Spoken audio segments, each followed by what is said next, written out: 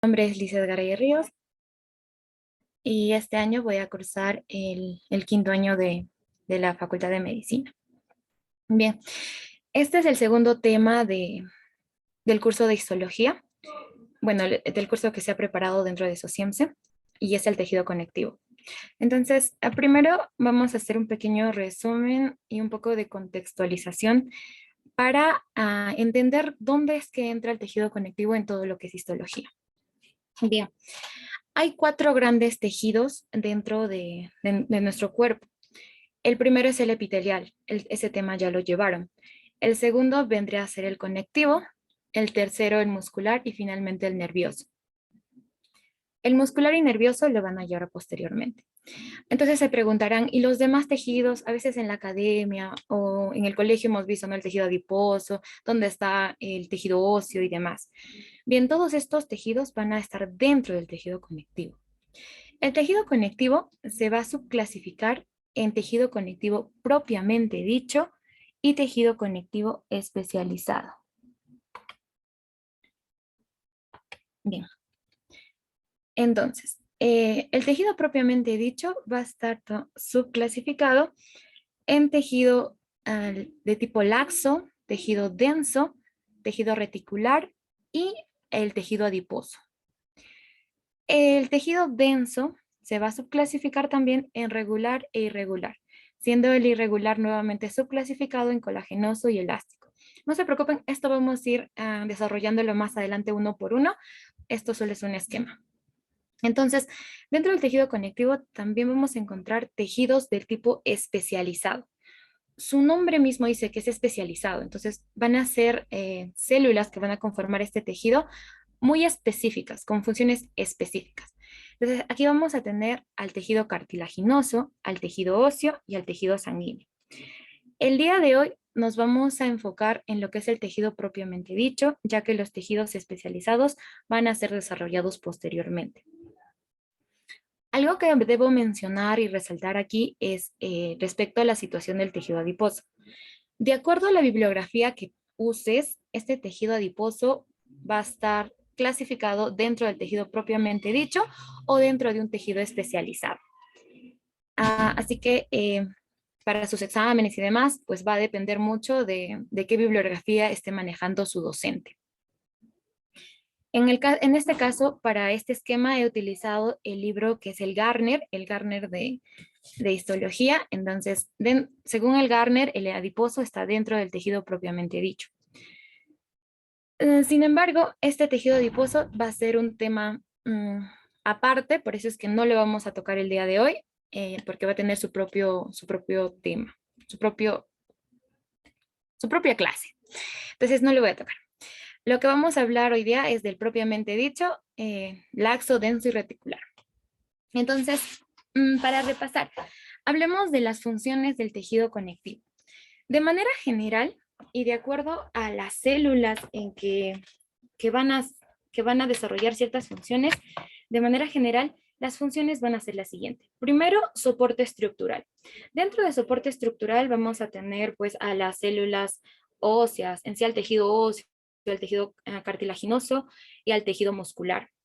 Bueno, el muscular pertenece a otro tipo de tejido en sí, pero van a ayudarse para conformar la función de soporte estructural.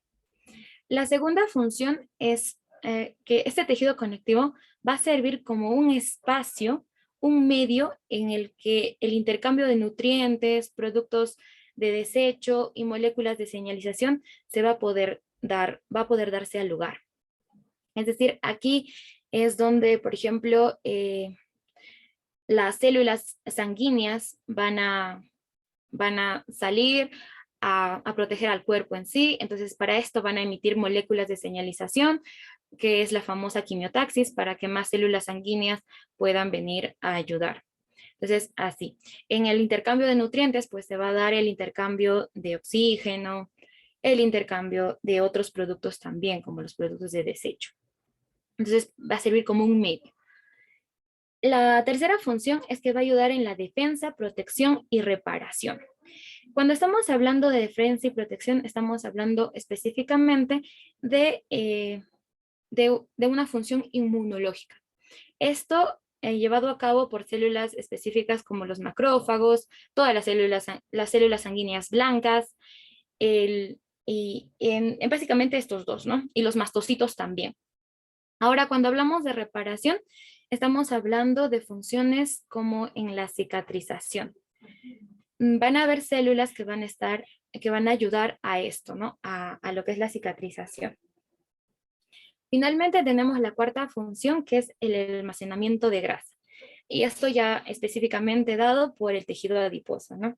No vamos a ahondar porque tiene su propia clase. Bien, entonces, antes de hablar específicamente del tejido laxo, denso y reticular, vamos a hablar de los componentes del tejido conectivo. Los componentes en sí son transversales a todos los tipos de tejido. Todos los tipos de tejido van a tener células y matriz extracelular. Lo que va a diferenciar un tejido de otro van a ser las proporciones de estos componentes.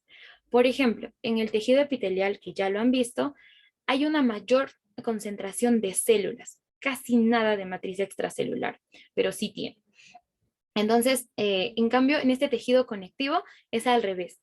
Tenemos a la matriz extracelular en mayor proporción.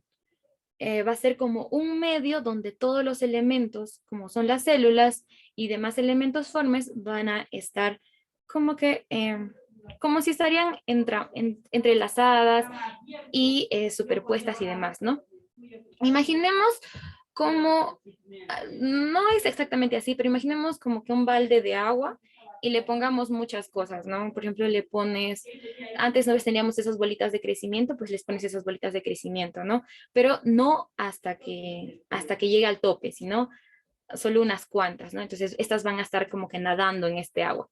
Algo así es el tejido conectivo, ¿no? Bien. Dentro de las células vamos a tener dos tipos de células. Células fijas, células residentes y las células transitorias. La diferencia entre estas dos es que las células fijas o las células residentes han nacido en este tejido, en esta matriz extracelular, han nacido, se van a desarrollar y van a fallecer dentro de este tejido. A esas se les llama células fijas y residentes. El nombre también va a variar de acuerdo a la literatura. Para esta exposición básicamente me he basado mucho en lo que es el GNSR y ahí se denominan células fijas. Ahora, las células transitorias. ¿Quiénes son estas células transitorias? Las células transitorias son aquellas cuyo origen son en otros órganos, en otros espacios, por ejemplo, el torrente sanguíneo o incluso la médula ósea en sí, ¿no? Entonces, aquí vamos a tener a todos los componentes sanguíneos en sí, la serie blanca, que va a migrar al tejido conectivo cuando se necesite de su función inmunológica. Entonces, estas células van a ser denominadas transitorias, migratorias, libres, errantes. Es similar a lo que les comentaba con otras situaciones. Según la literatura que usen, va a variar qué células son consideradas fijas y qué células son consideradas transitorias. Para eso les vuelvo a recomendar que averigüen qué bibliografía está usando su docente. Para los que son de la UNSP, tengo entendido que el que les va a enseñar histología va a ser el doctor Maita Inostroza. Generalmente para histología, él nos recomendaba lo que es el libro del Rose. Entonces ahí les dejo el dato para que si quieren ir avanzando, quieren ir leyendo, pues lean el Rose, ¿no? Yo les recomendaría mucho el Génesis porque es un poco más resumido y bueno, me gusta mucho cómo va estructurando los temas en sí. Ya, pero ya es a gusto del cliente. Ya, entonces eso en las células.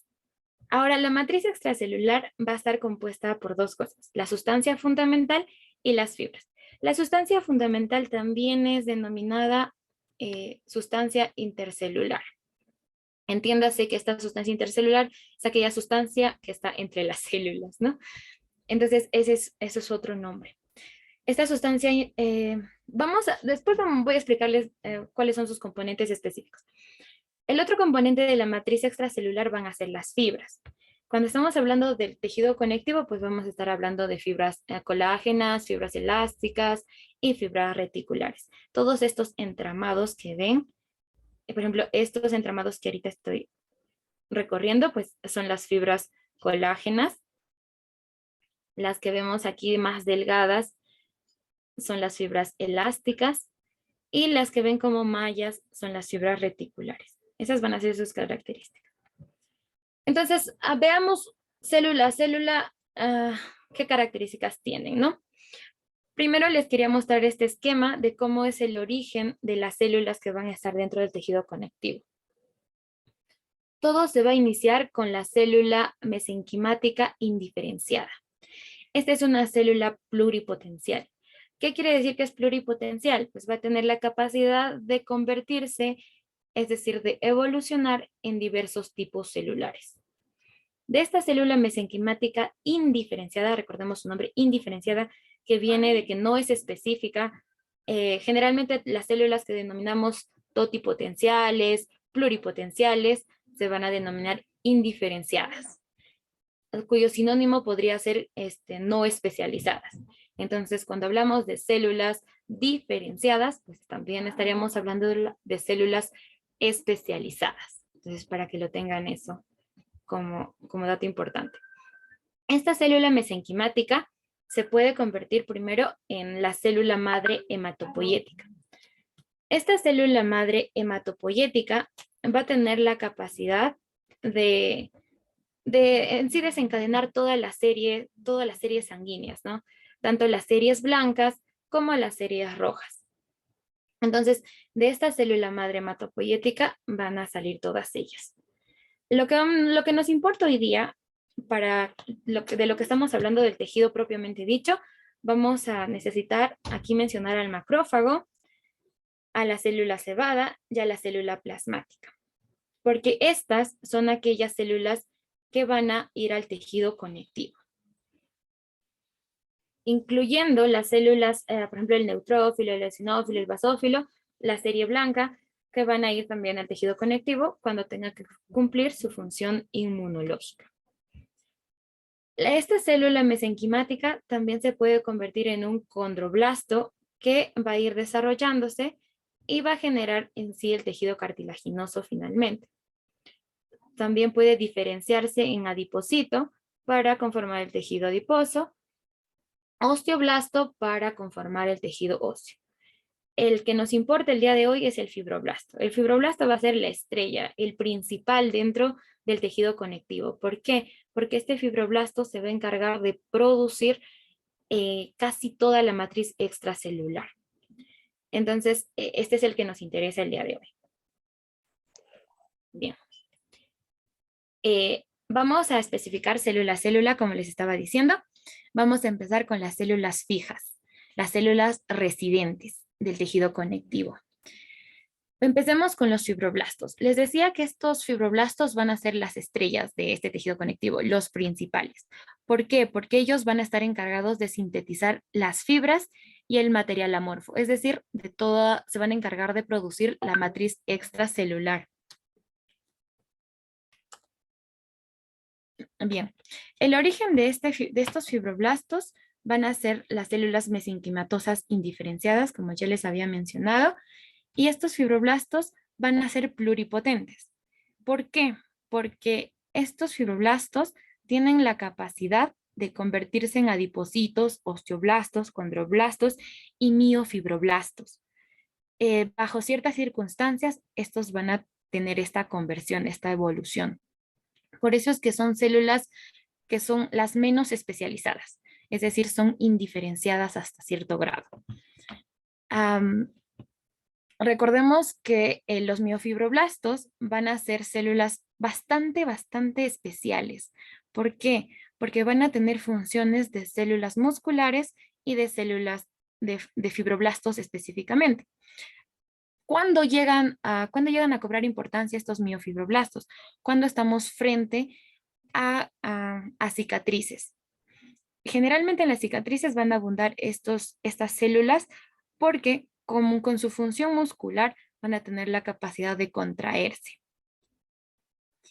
Los demás, pues ya los conocen, al adipocito del tejido adiposo, el osteoblasto para el tejido óseo, condroblasto para el tejido cartilaginoso. Y si es que no los conocen, no se preocupen, estos los van a ver en las clases posteriores. Este tejido fibroblasto va a tener cierta clasificación, que también de acuerdo a la literatura que usa, van a tener diversos nombres. Según el Géneser, se clasifica en activo e inactivo. ¿Cuándo se considera un fibroblasto activo? Cuando este fibroblasto tiene la función de producir las proteínas que finalmente van a construir las fibras. Entonces, ¿cómo se va a caracterizar visualmente? Va a tener un nucleolo bien definido, un nucleolo denso. Esto, ¿se acuerdan del tema de célula? Seguro en el colegio o en la pre lo han visto. Esto de nucleolo y de cromatina densa. ¿Cuándo es densa? Cuando está a punto de producirse, ¿sí? Cuando está a punto de hacer la transcripción, cuando quiere hacer proteínas. Entonces, vamos a denominarlo activo cuando tiene estas características, ¿no? Su núcleo está bien definido, está a punto de producir proteínas.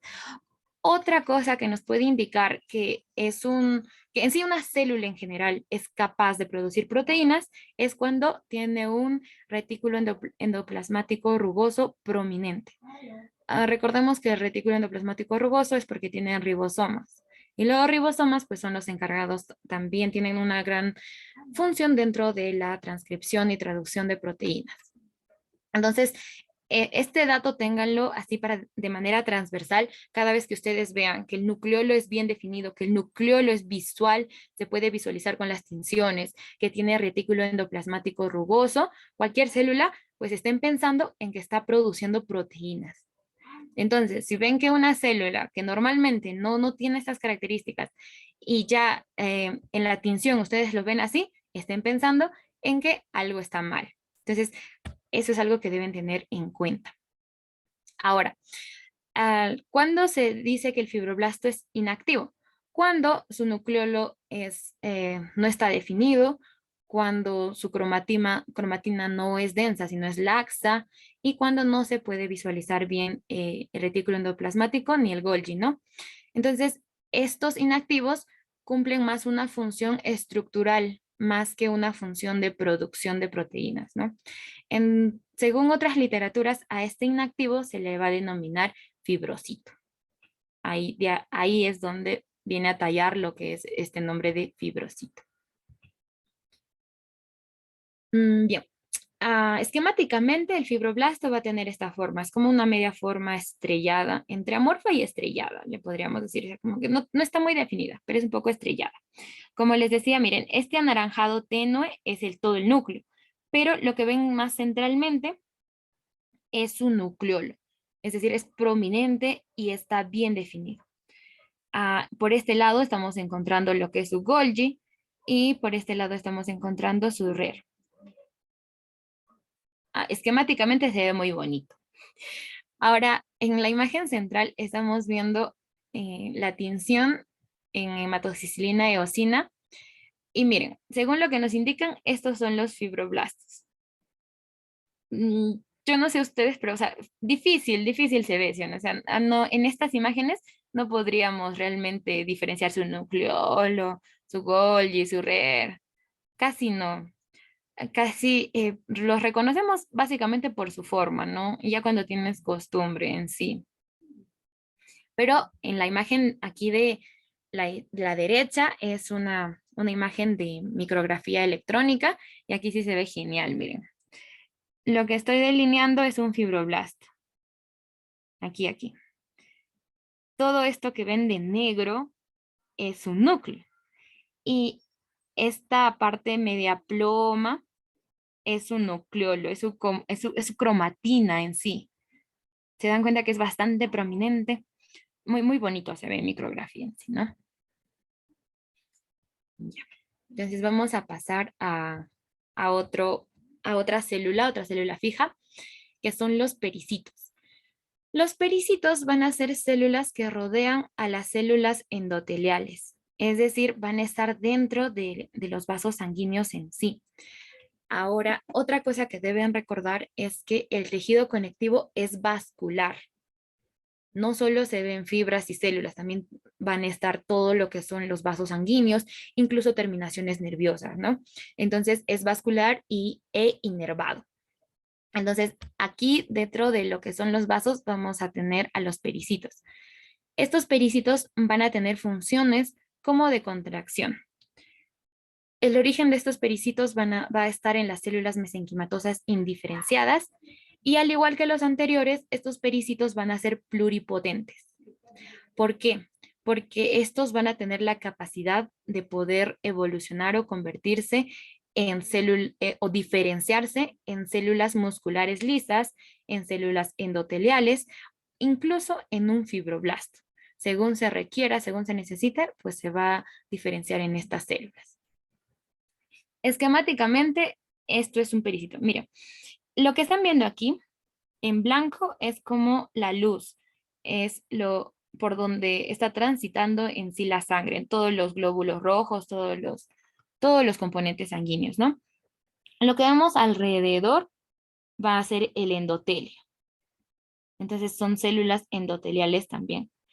Sobre estas células endoteliales se va a encontrar el pericito.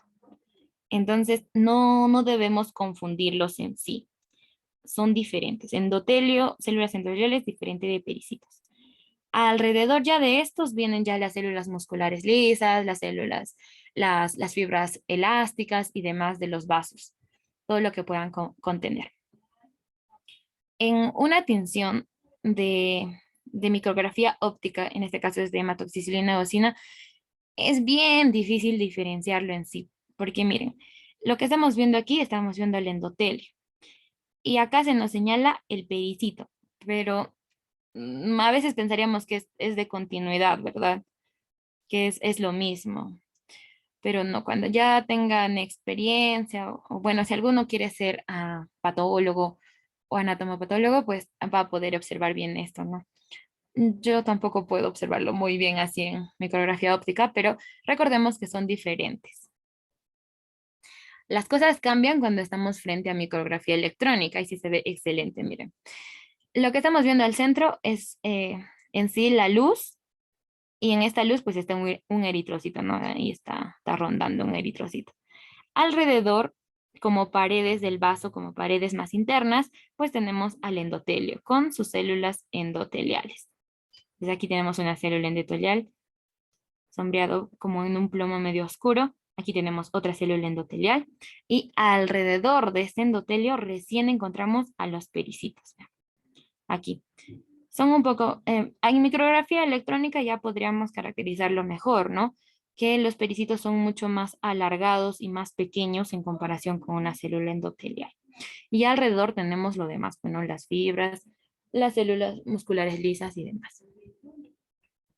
Continuemos. Uy, ¿qué pasó?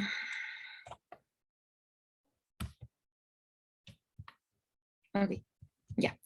Bien, otra célula fija que vamos a considerar dentro del tejido conectivo son los adipocitos. Los adipocitos se van a encargar de la síntesis, del almacenamiento y liberación de grasa. Su origen va a estar en las células mesenquimatosas indiferenciadas y a diferencia de los anteriores, estos adipocitos son especializados y son muy diferenciados, ¿no? Y estos no tienen la capacidad de convertirse en otras células.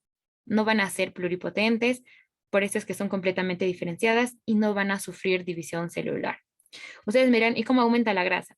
Bueno, no es que estos se dividan y ya tenemos dos células, ¿no?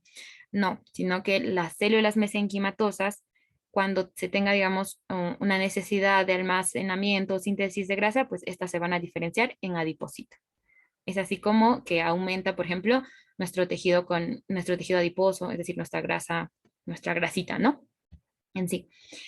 Lo que les voy a presentar aquí en esta esquemita, bueno, en esta imagen esquemática, es un adipocito unilocular.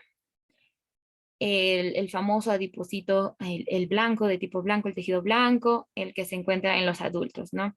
Caracterizado por un núcleo pequeño que está en la periferia, una gota lipídica bastante prominente Y estos puntitos que ven ya son algunos componentes celulares como mitocondrias, por ejemplo.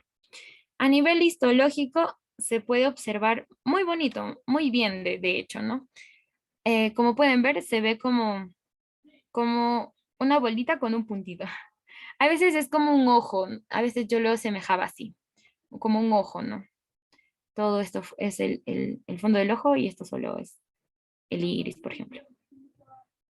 Así, se ve muy bonito, es bastante fácil de verlo, ¿no? Mira, aquí ya tenemos en, en mayor ampliación y aquí tenemos en menor, pero sus nuclitos se ven, ¿no? Como puntitos moraditos se ven, pero sí se ven, son bastante fáciles de reconocer. En cambio, al lado derecho les estoy presentando un, una célula multilocular. Este es unilocular. Unilocular viene de que tiene una sola gota lipídica. En la derecha estamos viendo un multilocular, es decir, que tiene múltiples gotas lipídicas. Lo que voy a delinear vendría a ser una célula. Miren, aquí, aquí, aquí, aquí, aquí. Todito esto es una célula. Tenemos un núcleo de mayor tamaño y tenemos múltiples eh, gotas lipídicas, ¿no? Esto es el famoso tejido pardo que generalmente se encuentra en los fetos, ¿no? Eso es todo lo que voy a decir en sí de adipocitos, porque en su clase de tejido adiposo van a especificarlo muchísimo más. Pasemos a los mastocitos. Los mastocitos van a ser células que se van a encargar o van a tener función dentro del proceso inflamatorio y de la reacción de hipersensibilidad inmediata. Para otras bibliografías, estos mastocitos están considerados dentro de, de células migratorias, ¿no? Pero como les decía, la clasificación que les estoy mostrando ahora es según el Génesis, el Gardner. Ya, estos mastocitos, a diferencia de los anteriores, su origen no es una célula mesenquimatosa, sino es una célula madre de la médula ósea. Entonces, ¿qué pasa? Yo les había dicho que se considera células fijas aquellos que nacen, se desarrollan y mueren dentro del tejido conectivo. Bien, con este mastocito pasa lo mismo. Sucede que esta célula madre de la médula ósea va a migrar al tejido conectivo y es ahí recién donde se diferencia a mastocito. Recién cuando se diferencia a mastocito. Entonces, es como si, es como si fuera, ¿no? Tu padre es de otro país, pero tú naciste aquí, ¿no? Tú naciste en Huancayo, tú naciste en Perú, pero tus papás son, no sé, argentinos, yo no sé, ¿no? Ese es el caso del mastocito. Es perteneciente al tejido conectivo y es una célula fija. ¿Por qué? Porque se nació recién la célula madre se diferenció en el tejido conectivo. Entonces, les decía que estos van a estar encargados del proceso inflamatorio. Y esto se va a deber a dos cosas, a, a dos tipos de mediadores. Mediadores primarios y secundarios. Los mediadores primarios se lo va a deber a los gránulos. Miren, aquí en la imagen esquemática que tenemos a un mastocito. El centro que vemos es su núcleo, un núcleo sencillo que, miren, aquí vamos a recordar, no tiene un núcleo prominente. Eso quiere decir que su función pues no está relacionada con producción de proteínas. Entonces, solo para recordar. Alrededor, lo que vamos a resaltar son sus gránulos. Estos puntitos que están como plomos son gránulos. Estos gránulos son gránulos de heparina, de histamina. Entonces, estos se van a encargar de mediar la inflamación de manera primaria. En la siguiente diapositiva les voy a explicar bien cómo se desencadena todo esto. Entonces, esto es su función de mediación primaria. Ahora también va a tener lo que son mediadores secundarios. Y esto gracias al ácido araquidónico. El ácido araquidónico se va a ir sintetizando en lo que es la membrana. En la membrana, es decir, alrededor. Entonces, cuando pasa un proceso inflamatorio, pues se va a activar y este ácido araquidónico se va a convertir en leucotrieno, tromboxano y citocinas. Entonces, de esta manera, en conjunto, pues se van a encargar de todo el proceso inflamatorio, ¿no? En la imagen del medio estamos observando una imagen en microscopía óptica y como ven, se ve muy bonito. Se ve muy bonito, es bastante, una vez que te acostumbras a verlo, ya es fácil reconocerlo, ¿no? Miren, es bastante basófilo y los gránulos son mucho más basófilos que el citoplasma en sí, ¿no? Y en este caso lo que están viendo es como que a punto de la degranulación, es decir, cuando los gránulos están saliendo. Muy bonito. En la microscopía electrónica, pues se ve similar, ¿no? Un núcleo bastante, sí es prominente, ¿no? Y no tiene características que resaltar. Y alrededor un montón de gránulos. Gránulos de parina, histamina. Bien. Hablemos un poquito más del proceso en sí que se desencadena, ¿no? El proceso de degranulación, el proceso de mediadores inflamatorios. Sucede que, miren, este va a ser un mastocito, este círculo es un mastocito, ¿ya? Entonces, la primera vez que el mastocito va a tener como que, va a tener contacto con un antígeno, entonces va a generar que, en sí, este mastocito solito no puede tener contacto con un antígeno. Necesita de unos receptores. Entonces, primero, estos receptores van a ser específicos, que son estos como que en rosado, y estos receptores van a estar sujetos gracias a factores de acoplamiento. Entonces, estos receptores se van a unir a la inmunoglobulina E, que ellos son los que le van a presentar al antígeno, ¿no? Ellos son los que les van a decir, oye, mira, tenemos una picadura de abeja, tenemos polvo en sí, o sea, a cosas a las que el cuerpo puede ser alérgico, ¿no? Entonces, generalmente esta inmunoglobulina G es la que se encarga de eso, de la respuesta alérgica en sí. Ya. No vamos a ahondar específicamente porque también es otro un tema, un temón de inmunología que es muy bonito también, pero básicamente es eso, ¿no? Este va a tener como manitas, vamos a decirle a los receptores que se van a unir al IgG, al IgE. Este IgE le va a decir, ¿sabes qué? Tenemos aquí una partícula de polen. Entonces, esto va a generar va a desencadenar en sí que se active lo que es el adelinato ciclasa. Este adelinato ciclasa, ¿qué hace? Convierte el ATP en el AMP, que es el adenosín monofosfato cíclico. Este adenosín monofosfato cíclico va a generar que, primero, que se van a fosforilar proteínas. Y estas proteínas que han sido fosforiladas, pues van a generar la liberación de calcio. Esta liberación de calcio estimula a los gránulos a que se unan entre ellos y que se unan también a la membrana. Entonces, una vez que se unen a la membrana, van a liberar los gránulos de histamina, heparina y la condroitina sulfato y los demás, ¿no? Entonces, estos son los mediadores primarios que van a generar en sí el foco inflamatorio. Van a generar, entre muchas cosas, van a generar que los vasos sanguíneos se dilaten, se contraigan. ¿Para qué? Para que las células sanguíneas pues, puedan venir en la ayuda. Eso es una vía. Esta es la vía primaria, la vía inmediata. Es la vía rápida. Ahora, este adenosín monofosfato cíclico también va a generar la activación de fosfolipasas. Recuerden que la membrana celular está llena de fosfolípidos, ¿sí?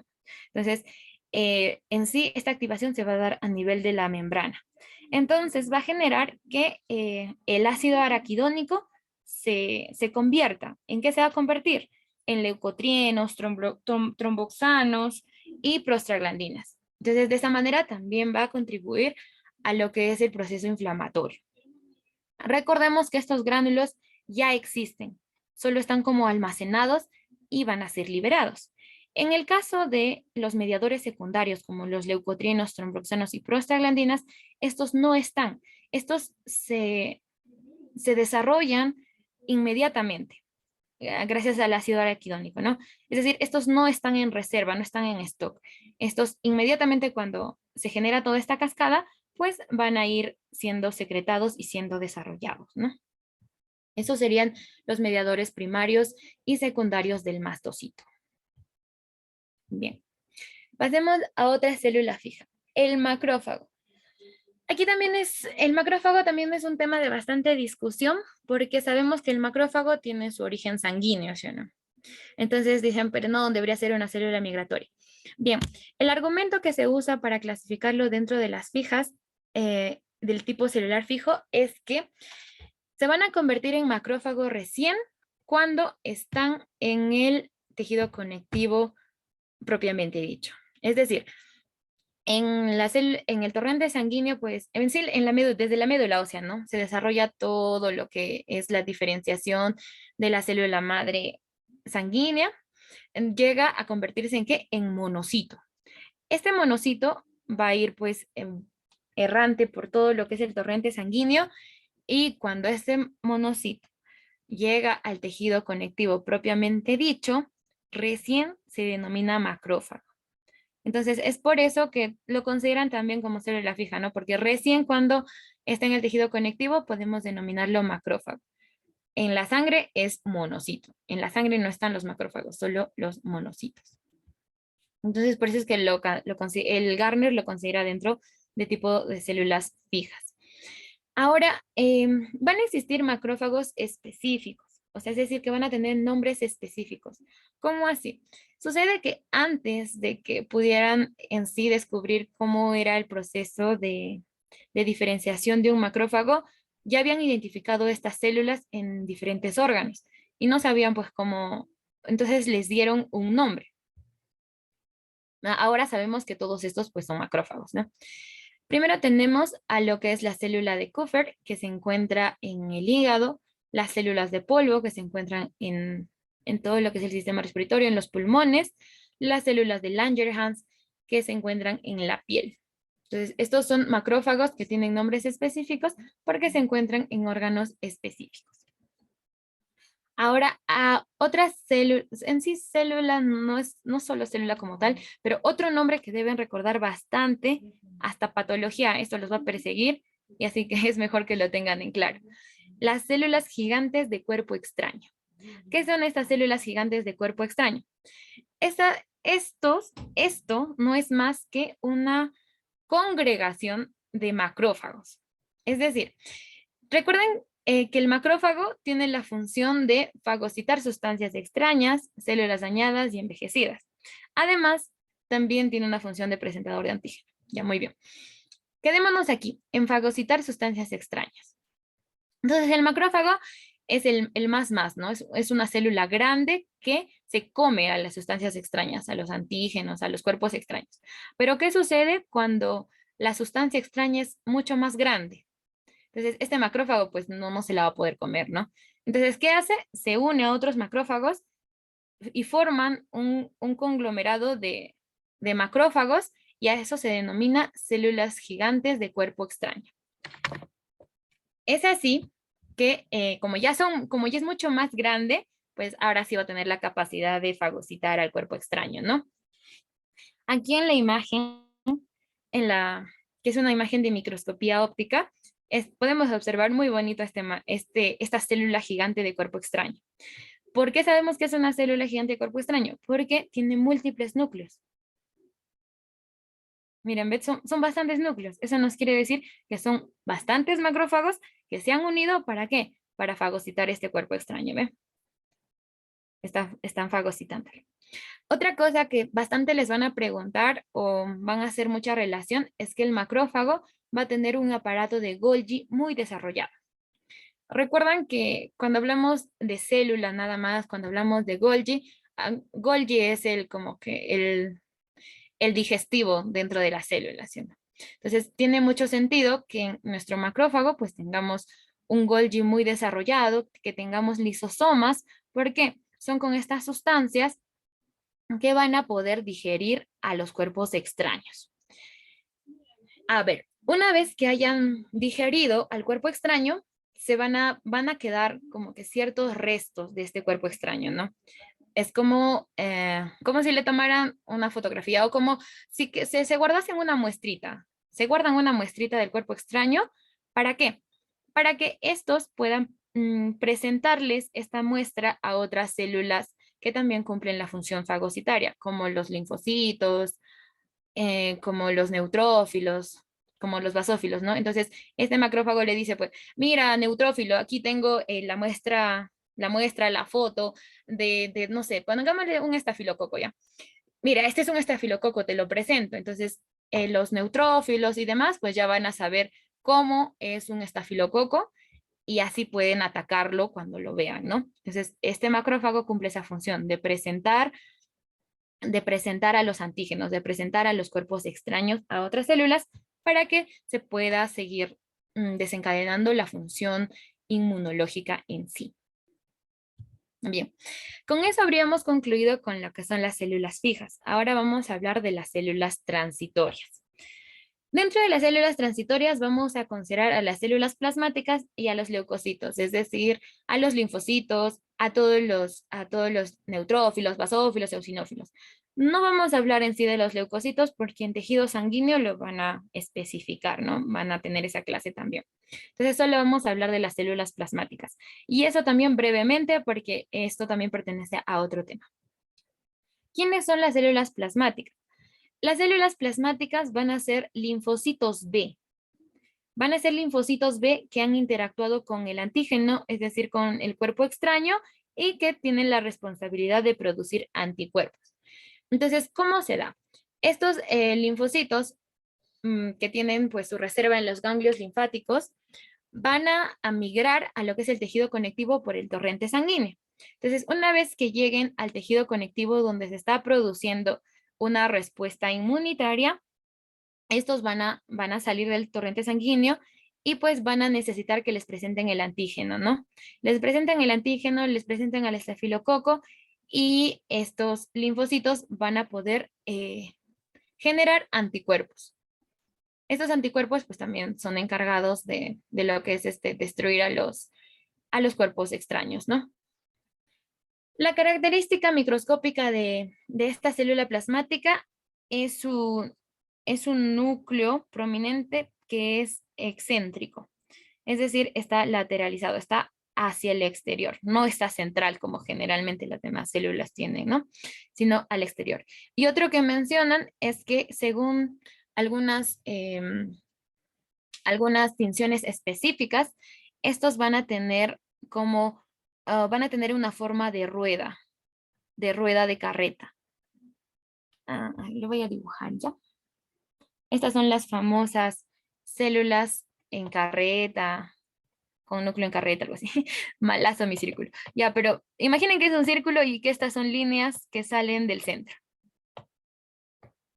Alucinen que esto es como una ruedita. Tengo un malísimo pulso. Ya, pero imaginen que es un círculo y que, bueno, estas son como haces que salen del centro, ¿no? Formando así una carreta. Entonces, el núcleo va a tener esa forma. Por eso es que son las denominadas células en carreta. Así es, ya.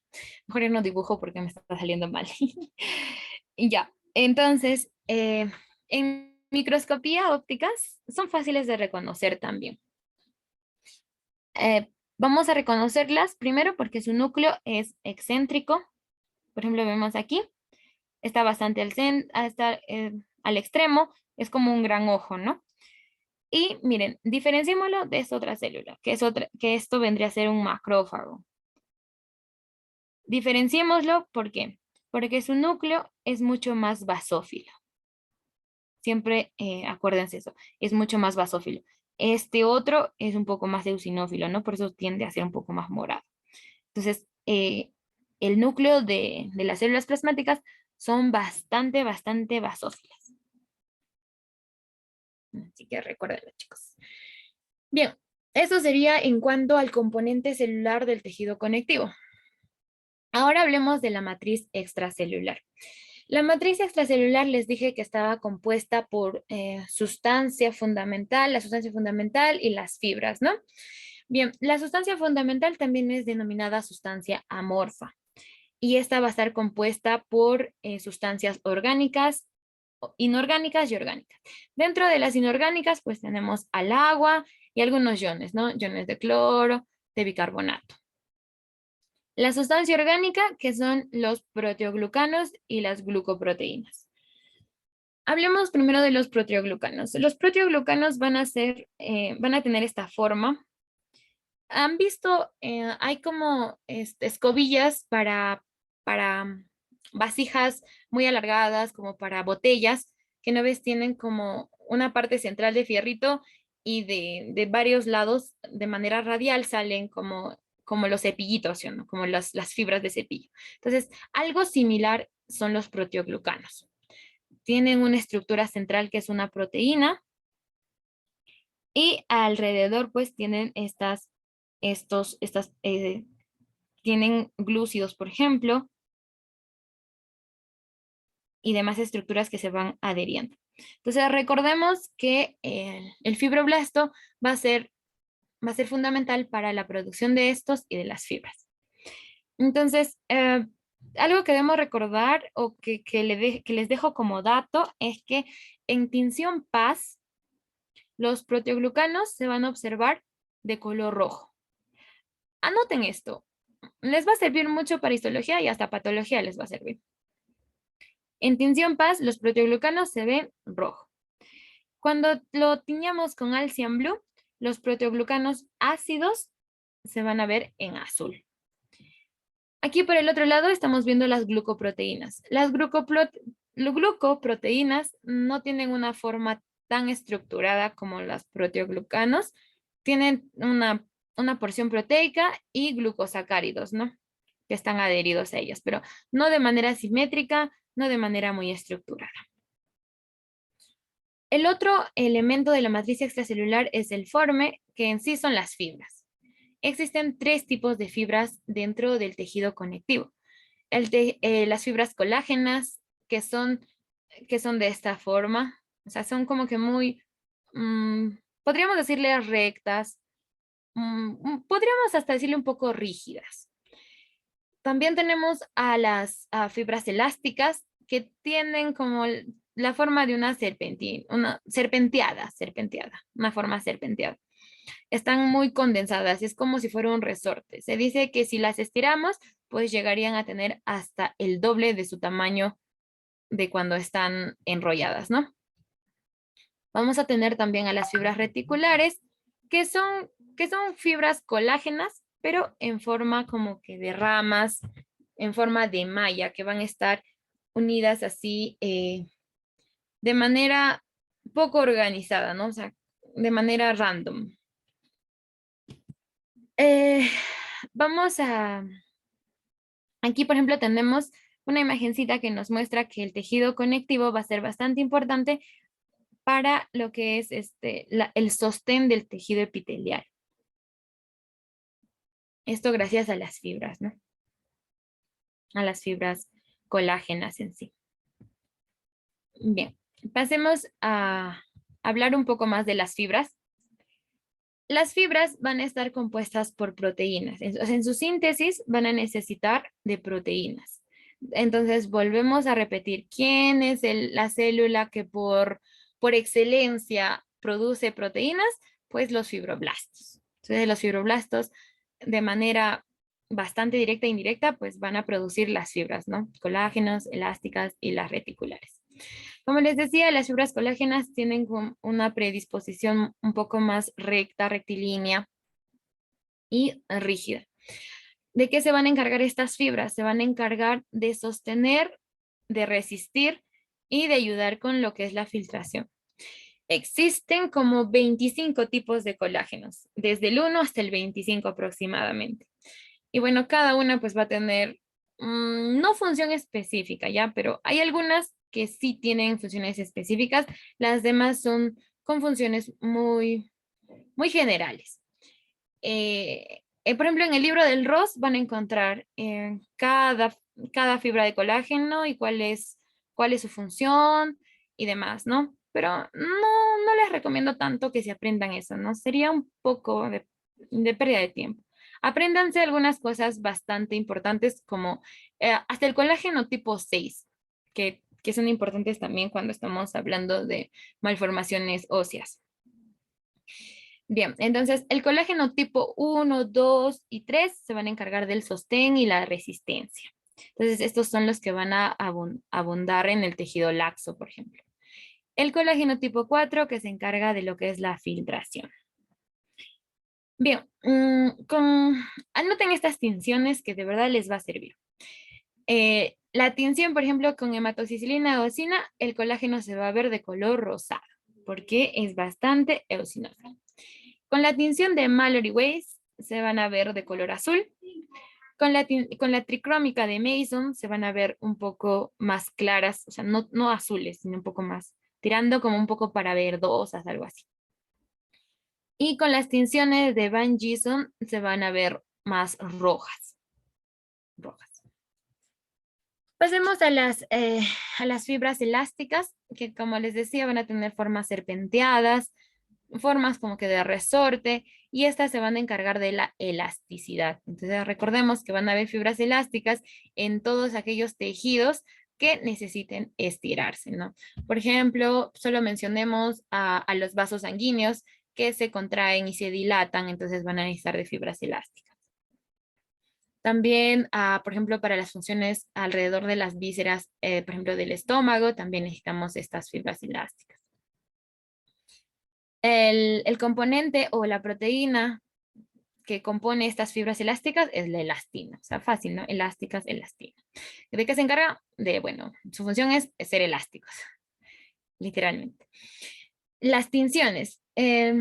Las fibras elásticas las vamos a ver con tinción de eosina, de eosina, entonces se va a ver un rosa, pero muy pálido, muy débil. En comparación con las colágenas se ven muy, muy marcadas. En el caso de las fusinas, con la tinción de fusina, sí se van a ver más resaltadas, rosadas, resaltadísimas. Ahora las fibras reticulares. Las fibras reticulares no son más que fibras de colágeno, pero que tienen una disposición bastante entramada, como de malla, como una disposición reticular. Su mismo nombre lo dice, ¿no? Y el colágeno que va a formar estas fibras solo son el colágeno de tipo 3. Y se va a encargar de qué? De una función de sostener las estructuras, sostener las células, de sostener lo que necesite el órgano donde estén ubicadas. Estas fibras reticulares se ven principalmente con tinciones argénticas y se van a ver como en plata. Bien, sigamos. Ahora, aquí terminamos lo que son los componentes del tejido conectivo. Ahora vamos a hablar en sí de su clasificación, ¿ya? Vamos a hablar de su clasificación fisiológica, es decir, de acuerdo a la función que desempeña. De acuerdo a esta función, se clasifican en el tejido conectivo propiamente dicho y el tejido conectivo especializado. Ya mencioné que el especializado más el adiposo, pues los van a ver en futuras clases. Así que ahora nos vamos a enfocar en el tejido propiamente dicho. Les decía que el tejido propiamente dicho se subclasifica en tejido laxo, denso y reticular. Hablemos del tejido laxo. El tejido laxo se va a encargar de rellenar espacios. Siempre pensemos en eso, rellenar espacios. Y además se van a encontrar debajo de la piel. Entonces, a ver, vamos a poner aquí una cosita bastante interesante. Vamos a explicarles un poquito. Debajo de la piel. Entonces, les decía que el tejido conectivo tiene la función de ser un medio donde se puedan intercambiar sustancias, ¿sí? Y también es un medio donde se libran las batallas, donde se libran las guerras inmunológicas, ¿no? Entonces, imagínense que tu cuerpo, te has hecho una herida, digamos, en tu mano, y pues esto está generando que un estafilococo aureus entra a tu cuerpo, ¿no? Entonces se va a ubicar en el espacio del tejido conectivo. En este caso, como estamos hablando de la piel, debajo de la piel, vamos a estar hablando del tejido laxo, ¿no? Del tejido laxo. Entonces ha invadido esta parte. Entonces los mastocitos, pues, en los macrófagos están librando ahí una batalla, ¿no? Y a la vez están llamando refuerzos. ¿Quiénes son los refuerzos? Pues son las células sanguíneas. Entonces, para que estas células puedan salir, uno, que los leucocitos tienen la función de diapédesis, ¿no? Pasar por entre las células endoteliales, ¿no? Eso es uno. Pero hay otra manera, que hay células mucho más grandes que son más difíciles de pasar, como los monocitos, por ejemplo. Entonces, para esto, ¿qué hace tu vaso sanguíneo? Genera una dilatación. Al dilatarse, se van a generar espacios entre célula endotelial a célula endotelial, permitiendo que haya un espacio. ¿Para qué? Para que las células puedan salir. El problema es que no solo van a salir las células, sino el contenido líquido también. Es decir, va a salir la sangre en sí, el suero sanguíneo, el plasma. El plasma va a salir. Entonces, este plasma no es propio del tejido conectivo. Es como si a un globo le llenas agua. O sea, por ejemplo, ya no tiene una cantidad de agua, ¿sí? Entonces, si le agregas más agua, ¿qué genera? Que esto crezca más, se infle más. Y eso es lo que se genera también en nuestro tejido conectivo. Se va a inflar. ¿Y cómo se traduce eso clínicamente? Como edema. Es más o menos uno de los procesos por los cuales se genera edema, porque el tejido conectivo está hinchado. Quería mencionarles, chicos, quizás no es mucho del tema, pero me pareció una bonita manera de explicar cómo es que el tejido conectivo pues ayuda en la función de defensa y es el medio de intercambio de, por ejemplo, de sustancias de señalización. Bien, eso en cuanto al tejido laxo. Repetimos que rellena espacios y está debajo de la piel. Ahora hablemos del tejido conectivo denso. Este tejido conectivo denso va a tener dos formas: denso irregular y denso regular. El denso irregular va a estar caracterizado por fibras gruesas de colágeno que están dispuestas en todas las direcciones. No tienen, es como si no tuvieran una organización. Es como si, por ejemplo, las fibras estuviesen así, así, y luego por aquí, para aquí, para aquí, y luego de nuevo para diferentes lados, ¿no? No tienen una estructura. Así, todas dispuestas de manera bastante random a todas las direcciones. Este tipo de tejido conectivo denso y regular se va a encontrar ¿dónde? En las cápsulas del vaso, en la cápsula de los testículos y en la dermis de la piel. En la siguiente diapositiva tengo una imagen donde les voy a mostrar en microscopía óptica cómo se ven. Ahora hablemos del tejido denso regular. El tejido denso regular se va a subdividir en colagenoso y elástico. Por sus nombres ya estarán más o menos pensando en a qué se refieren, ¿no? Este tejido colagenoso va a estar caracterizado por fibras de colágeno que están en paralelo. Es decir, van a estar dispuestas así. Muy bonitas ellas, así, muy ordenaditas, ¿no? Hay un espacio entre ellas y siguen habiendo, eso no salió tan ordenado, ya, pero van a estar así muy ordenaditas. ¿Y qué hay entre estas dos fibras colágenas paralelas? También se van a encontrar un poco de fibras elásticas. Fibras elásticas así, y también se van a encontrar fibrocitos. Fibrocitos, ¿se acuerdan los fibrocitos? Estoy usando ahorita el término fibrocitos. ¿Por qué? Porque estos fibrocitos van a ser fibroblastos que tienen poca actividad, ¿no? Que son inactivos. Recuerdan que les decía que estos tienen más función de estructura que de producción de proteínas. Bien, entonces vamos a tener fibrocitos aquí, en este espacio, ¿no? Estos fibrocitos también se llaman tendinocitos. Es otro nombre. Tendinocitos. Entonces, con eso ya estarán más o menos pensando dónde se encuentran, ¿no? Este tejido denso, regular, colagenoso se va a encontrar en los tendones, en los ligamentos y en las aponeurosis. Como la mayoría se encuentra en los tendones, por eso es que los fibrocitos que se encuentran en este específico tipo de tejido se llaman tendinocitos. Ahora, el otro tipo de tejido conectivo denso regular es el elástico. En este caso, pues van a abundar las fibras elásticas, ¿no? Fibras elásticas por montones. Casi no hay fibras colágenas, sino es todos fibras elásticas. Entonces, ¿dónde está este tejido denso regular elástico? En los vasos sanguíneos. estos vasos sanguíneos, ¿para qué? Para que puedan ayudar a la función de lo que es vasodilatación y vasoconstricción, ¿no?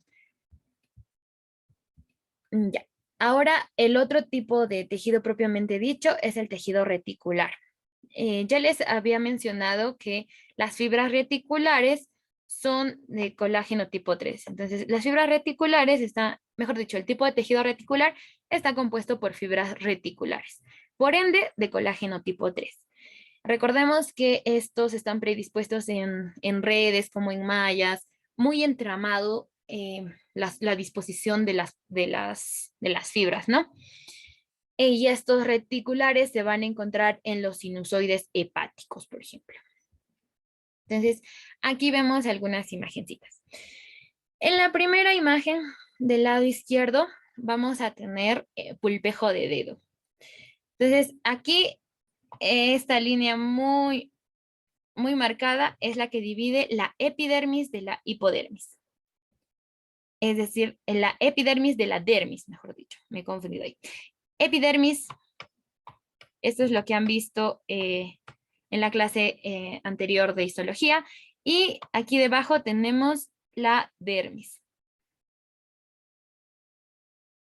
En la dermis se va a encontrar el tejido conectivo denso. Aquí lo vemos. En el tejido denso irregular. Aquí. Todo esto es el tejido conectivo denso irregular, que está ubicado en la dermis. Ahora, debajo de esta dermis, debajo de esta línea divisoria que bastante se diferencia, muy bonito, eso me gusta del pulpejo de dedo en sí, que se puede ver muy bien. A mayor aumento se ven las células muy bonitas. Entonces, en este espacio, que es la hipodermis, ahí vamos a encontrar el tejido conectivo laxo. ¿Recuerdan el tejido que está debajo de la piel? Tejido conectivo de tipo laxo. Laxo o aerolar también le llaman. Aquí, en este puntito. Aquí. En la imagen que estamos viendo al medio, estamos viendo el tejido conectivo denso, regular, colagenoso. Miren, o sea, es muy estructurado, muy organizado. Las fibras de colágeno se ven, ¿ve? Y entre ellas se ven los fibrocitos. Todo muy organizadito, así muy paralelo. Ese es el tejido conectivo denso, regular, colagenoso. Por este lado, en la imagen derecha, estamos viendo el tejido conectivo denso, regular, elástico. Es decir, estamos frente a un vaso sanguíneo. Bueno, a la pared de un vaso sanguíneo, ¿no? Ven su forma serpenteada aquí, se ven muy curviaditas, ¿eh? Y así se ve.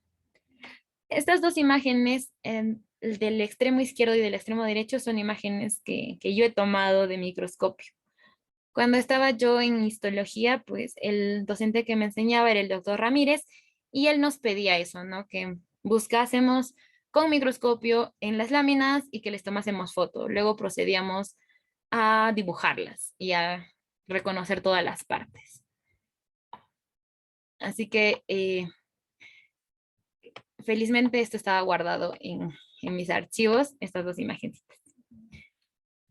Bien, chicos, eso sería todo a lo que he preparado. Muchas gracias por su atención. Si tuviesen eh, alguna pregunta, pues estaría gustosa de responderles, ¿no?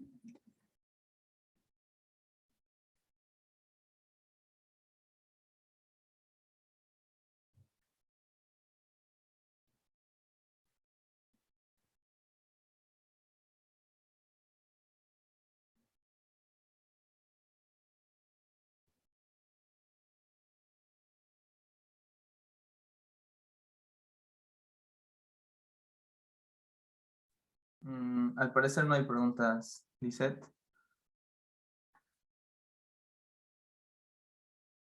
Bien, en todo caso estaríamos concluyendo. Un momento.